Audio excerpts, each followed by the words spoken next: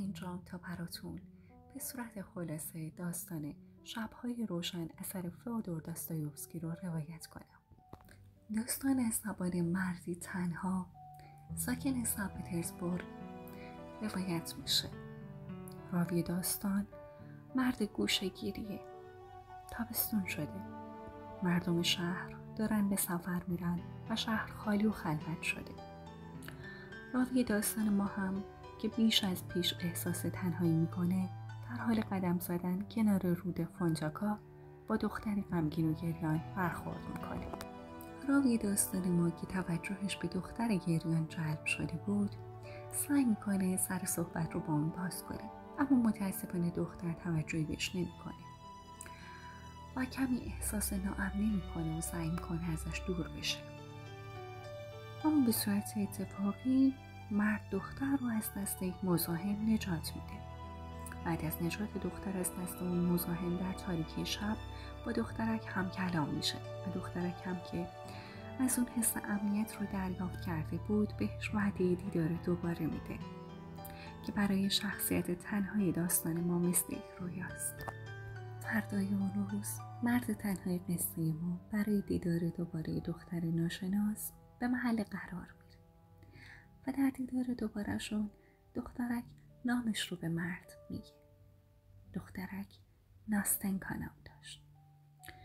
ناستنکا برای مرد تنها قصه زندگیش رو میگه که با مادر بزرگ نابینا و مسنش زندگی میکنه که زنی سخت گیره و اون رو به خودش سنجاق میکرده تا مبادا ازش دور بشه. اما با تمام اینها اون به مرد جوانی که مستاجرشون بوده دل بسته بود و عاشقانه پرشور رو رقم زده بود. ناستنکا تعریف میکنه، میگه از قرارهاشون، از عاشقانه هاشون، از حرفهاشون، همه چیز رو برای مرد تعریف میکنه. با اینکه غریبه بودن اما با اون احساس نزدیکی و صمیمیت میکنه و از اون میخواد تا با هم دوست باشن و با هم درد و دل کنند. سپس ناستنکا داستان جدایی از معشوقش رو برای مرد تعریف میکنه. اون میگه که مرد ناچار شده بود برای اینکه بتونه زندگی بهتری برای ناستنکا فراهم کنه و بتونه باهاش ازدواج کنه به سفر بره. پس به ناستنکا قول میده که برمیگرده و باهاش ازدواج میکنه. اما حالا معشوقش برگشته اما ازش خبری نگرفته و این ناستنکا رو آزرده کرده. مرد مهربون قصه میگه برای اینکه ناستنکا رو به معشوقش برسونه تمام تلاشش رو میکنه. مرد تنهای قصه ما هم از تمام ناراحتی هاش میگه، از تنهایی هاش میگه، از دل آزردگی هاش در دنیا میگه، اینکه چقدر توی این دنیای پر از آدم تنهاه. مرد قصه ما به ناستنکا میگه باید این نامه بنویسی و از معشوقت بپرسی آیا هنوز پای قول و قراری که با تو داشت مونده یا خیر، باید تکلیفت رو معلوم کنی. ناستنکا اول کمی مردد بود اما مرد قصه با صحبتهاش اون رو راضی میکنه که این کار درست ترین کاره.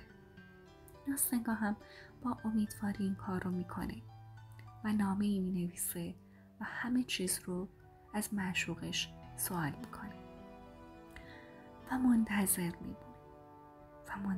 میمونه اما خبری از معشوقش نمیشه.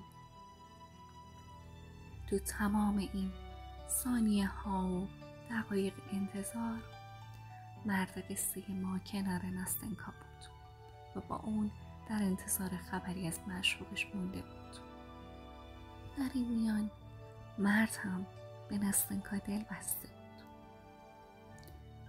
وقتی معشوق ناستنکا نیومد مرد قصه ما به عشقی که در قلبش پنهان کرده بود خالصانه اعتراف کرد و این عشق ملموس و پاک قلب ناستنکای شکست خورده رو هم لرزوند و مرد تنهایی قصه ما رو پذیرفت و با اون قول و قراری برای ازدواج گذاشت.